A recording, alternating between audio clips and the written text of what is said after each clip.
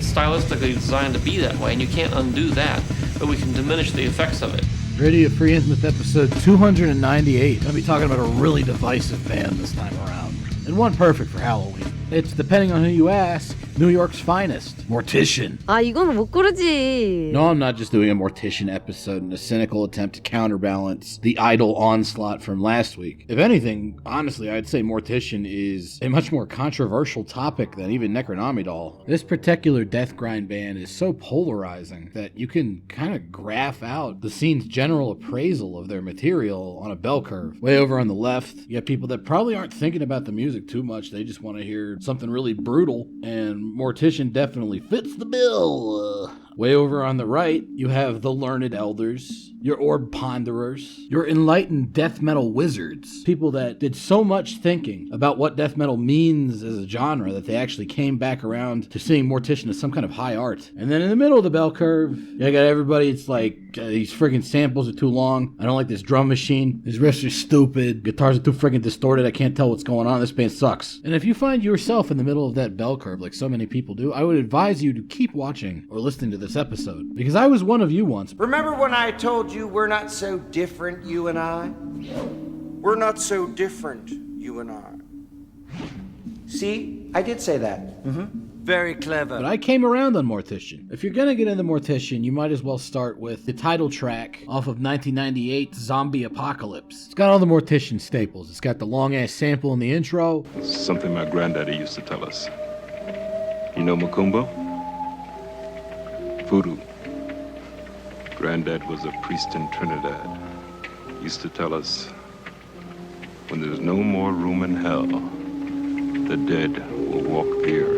It starts off with a big nasty groove riff with an ultra distorted guitar, tuned down way past what would normally be considered safe. It's got that real chunky, obvious drum machine, and it's got, you know, those vocals. The absolute toilet bowl-ist of toilet bowl gurgles. It's nasty and it's disgusting, and if that's the sort of thing you're looking for, this band delivers on that promise in the death metal department. But these guys aren't just death metal, they're fucking death grind, dude. And that means they're gonna hit you with that grindcore just as much as they hit you with that death metal. Although even the grindcore component of this music tends towards the groovier end of that spectrum. But more than anything, what really sticks out about this music is how intensely chromatic it all is. There's little to nothing in the way of consonant melodies, even during the rather abundant, catchier parts, such as when that riff comes back.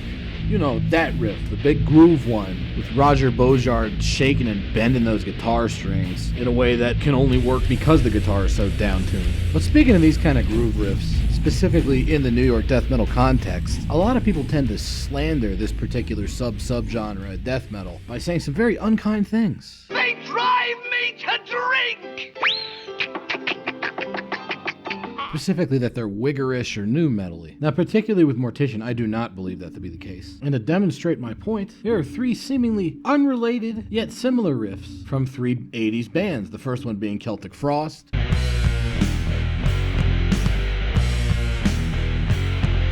The second being Slaughter, the Canadian death metal band, not the glam band. And the third being Repulsion. What's the correlation here? Well, those are all three definitely very groove-based riffs, but more importantly, for the case of Mortician, the band in question has covered material from all three of those bands. This would imply to me that all of those bands were a pretty heavy influence on Mortician, but not only that, seemingly the most modern aspect of Mortician's sound, the so-called slam riffs, have their roots in early death metal, early grindcore, and even early black metal. This becomes especially apparent when you go way back to 1990 and hear the very earliest Mortician material. The funeral is about to begin, sir. Generally, Mortician is usually seen as being sort of a duo project between Roger Beaujard and Will Romer, and heavily utilizing a drum machine. But it wasn't always like this. In their earliest days, you still had Will Romer on bass and vocals, but you also had an actual drummer, and depending on which demo you're listening to, either Roger Beaujard on guitars, or funnily enough, John from fucking Incantation. And it is on these demos that the very 80s rootedness of Mortician is most apparent in regards to death metal, grindcore, and yes, even a little bit of early black metal. A whole lot of Hellhammer and such. In fact, Euronymous himself, yes, that Euronymous, was a fan of this era of Mortician. And it's honestly easy to see why when they got riffs that go like this. Parts like this have just as much in common with the slow parts in Blasphemy or some other war metal band as they do with the slow parts in Obituary. And it pretty much directly stems from Celtic Frost, Slaughter, and Repulsion. That's where Mortician's groove riffs come from, and they just develop on that idea and take it in new directions. So enough of your homeboys this and your yo-yo that and your wigger this and whatever the fuck. Cheer up, man. What are you doing? Turntables, boy. Because at least in regards to Mortician, It's false. now Mortician in the early 90s kind of had a troubled sort of history. You got John from Incantation leaving to go do Incantation, whom Will Romer had actually been singing for before he left. But the big thing that happened was that their drummer fucking biffed it, dude. One about chewing and then the other one about pulling your wand out of your pocket and putting it back in your pocket. Yeah, pretty much. Dude drowned while he walked into a lake while he was high on PCP. Not a fun way to go. Out of respect for his memory, the band stopped using a drummer on their studio recordings. They went over to the drum machine that we all know and some of us love nowadays. And it's not like nobody else in the band could drum. I mean, Roger Bojard was Malignancy's drummer for quite a while, and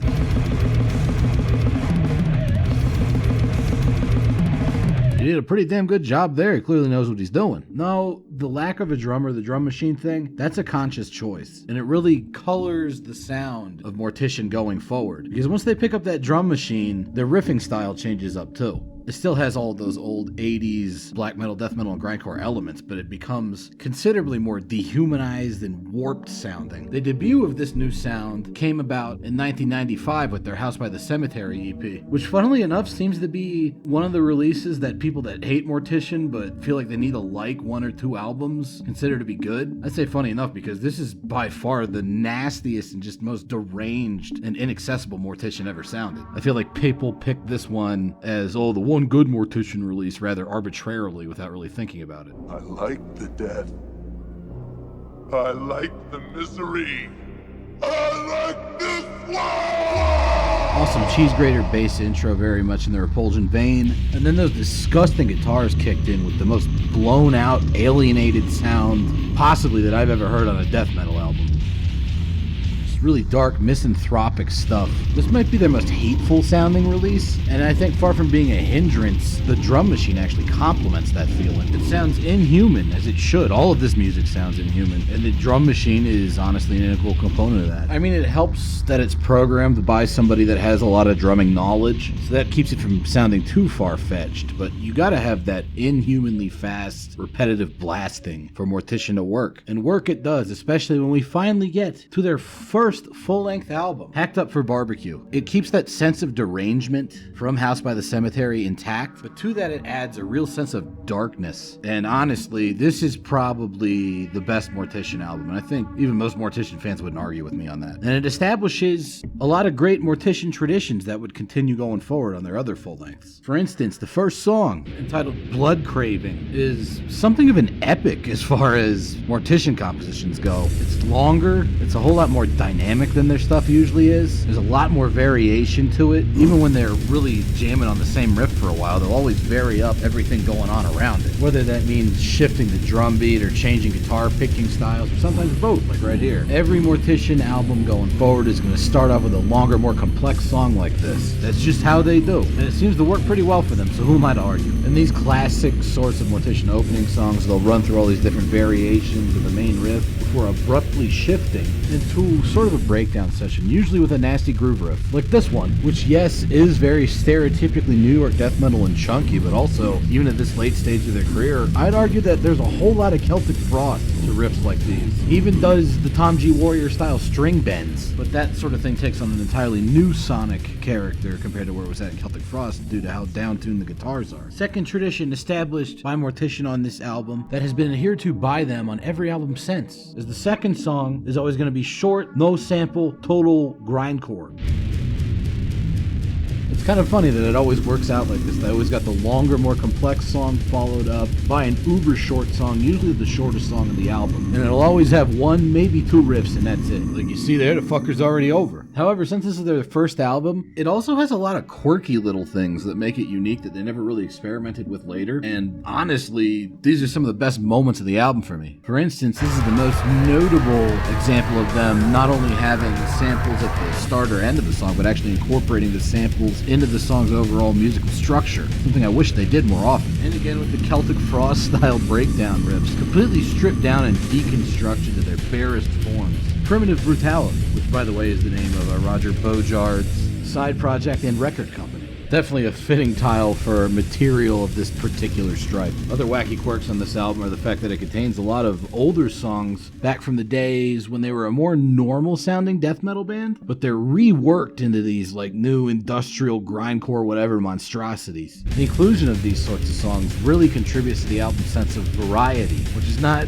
a term you usually hear used to describe a Mortician album. But here it is. I mean, listen to this wacky, like, spazzy fucking riff. When they slow the drums down, it actually gets even more warped sounding. And then it leads into this almost doom death sounding riff. Again, not really something you'd associate with Mortician, but it happens on this album because it's the first one and they were just taking all weird kinds of chances. Also running with that sort of variant, just like they had on Blood Craving, where they're now tremolo picking it with that double bass and then shifting it up again even more drastically. That weird punky drum beat under it almost turns into something sounding like a master riff. I mean, it's been the same basic guitar melody the entire time, but every time they shifted it, like, morphs into some new mutation. After this album, they dropped the Zombie Apocalypse EP, which I opened the episode with. And while I said that Zombie Apocalypse is kind of acknowledged as, like, the archetypal and possibly best Mortician song, it's honestly not my favorite song on the Zombie Apocalypse EP. That award would have to go to Devoured Alive. This one starts off real nice and death grindy. I mean, that's almost the exact same riff from that grind song on Hacked Up for Barbecue, but then this happens.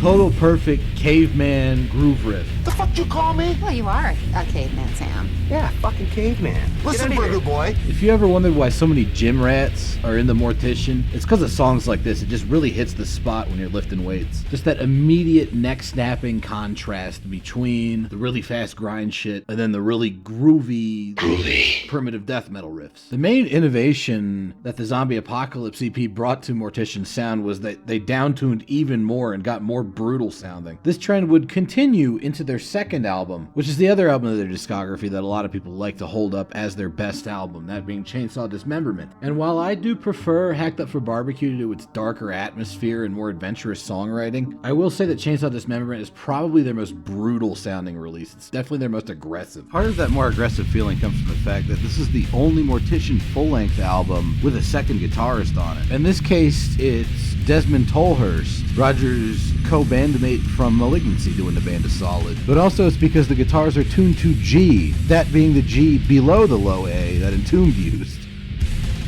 Which, as you would expect, results in an incredibly brutal sound, and this album tends to be the favorite of Mortician fans that are mostly into brutal death metal and slam stuff.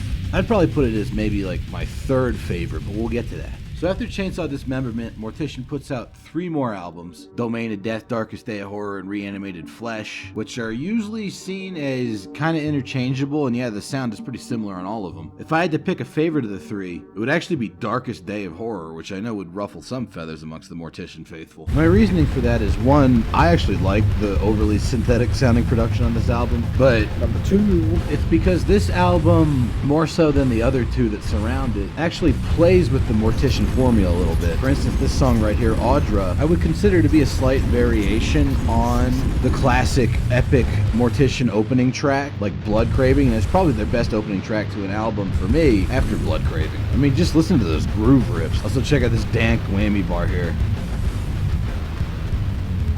Very nice, Shiza-chan! That is definitely hot stuff, but not only does it have a great Blood Craving style opening track, it also improves one area in which Mortician were lacking, that being what I guess you could call the Mortician gore polka songs. Probably the best example of that sort of thing back in their early career would be the song Slaughterhouse on Zombie Apocalypse, and I know a lot of people out there really like this song, but It always just struck me as kind of silly and unnecessary. I mean, that riff is just like fucking dun dun dun dun dun dun dun dun dun dun. Like, this is what people make fun of Mortician think all Mortician sounds like. Not really a fan of Slaughterhouse. But when it came time to do Darkest Day of Horror, Mortician put out a new song called Ghost House. Boom. Fucking nigga. That kind of took the Slaughterhouse template, added a whole lot of innovation to it, and really made it work into one of the better latter-day Mortician songs. For starters, there's a greater degree of sonic variation than what existed on Slaughterhouse, with the song opening up in a very doomy manner. Even though that riff is super simple, it's given this sense of weight, primarily due to the guitar sound, but also that heavy drum hit in the vocals.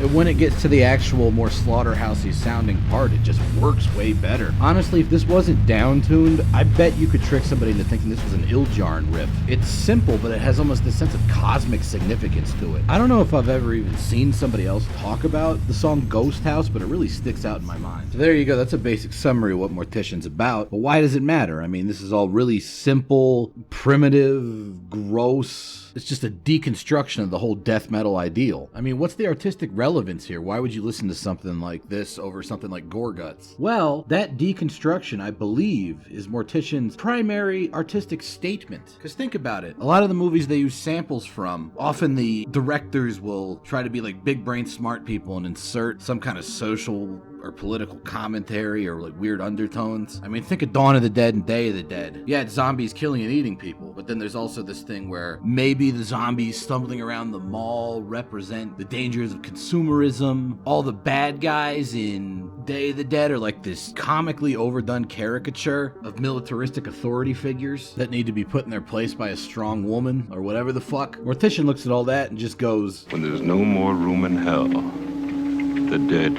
will walk the earth. It's all about the death and the violence. You got the Mad Max series, which on its face would just seem to be a pretty standard post-apocalyptic narrative, if not, one of the media properties that invented the post-apocalyptic narrative. But then you look deeper and it's all this intellectual stuff about the foibles of civilizational progress, and then there's like a bunch of weird gay stuff in The Road Warrior and the ultra-feminist subtext to Fury Road. Mortician looks at that and comes up with, and in this maelstrom of decay, ordinary men were battered and smashed. Death and violence. Then you got a movie like Hellraiser, which on the surface would seem to just be about demons coming out of a puzzle box and killing people. But there's also this undercurrent examining emotional issues surrounding infidelity and the whole wacky like bondage sadomasochism thing. Mortician looks at that and goes, We'll tear your soul apart.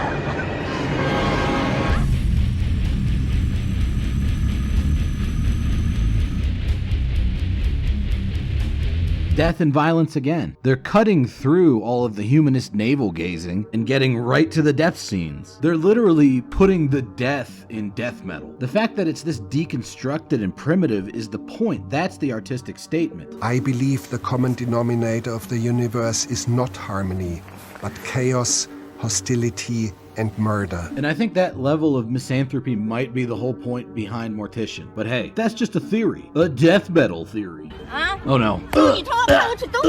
Okay, maybe I went a little too far in a few places. Anyways, Mortician, obviously a massively influential band on the scene, even amongst individuals you wouldn't expect to be into Mortician, like the aforementioned Euronymous from Mayhem, or the guys in Disembowelment. But even more than that, I would say their influence on the ultra underground stuff is roughly equivalent to Burzum's in terms of showing people, hey, all you need is a guitar and a drum machine and you can create stuff too. Any project that has two guys and a drum machine and gore grind riffs has some of Mortician's DNA in it, and that's a whole lot of bands. There's also bands that adhere even more closely to the Mortician template than that, and they range from pretty darn good like Carnivorous Vagina to I don't know if I really like this all that much, like Sanguis Sugar Bog, to jeez, dude, like Chainsaw Dissection. But for me, the most interesting of these Mortician followers would have to be the one maggot stomp band I enjoy, Fluids, who take that Mortician sort of enlightened misanthropy and push it about about as far as it can go. Because instead of using movie samples, they go kind of full dark web with it, using internet recordings of people doing horrible things to themselves, or recordings of police shootings or cartel executions, terrorist attacks. If you've ever heard about them doing a rap album, what actually happened there was just them utilizing their synth components as backing for some pretty depraved underground hip-hop artists. They used the synthesizers a whole lot in their death metal material as well. Instead of just relying on movie themes,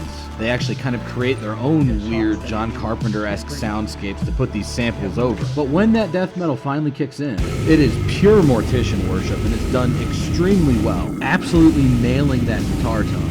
And again, the drum machine isn't a hindrance, it's an important part of the music, to the point where they make it an even more essential element of their sound than Mortician did, by often utilizing explicitly electronic sounding drum beat patterns, which combined with the very inhuman mechanical riffing makes for an interesting sort of dehumanizing effect. And that's a big part of why they might be my favorite so-called Mortician clone. You can even call them that. I think they got enough of their own ideas in there to avoid that appellation, but it still definitely wouldn't exist were it not for Mortician. Some people would probably be happier if Mortician didn't exist. I, however, am not one of them. I think they're pretty sick, and hopefully I was able to convince you of their artistic merit over the course of this episode, or at least give you something cool to listen to on Halloween. Either way, thanks for watching or listening or whatever you did, and I'll see you next time. Oh my God!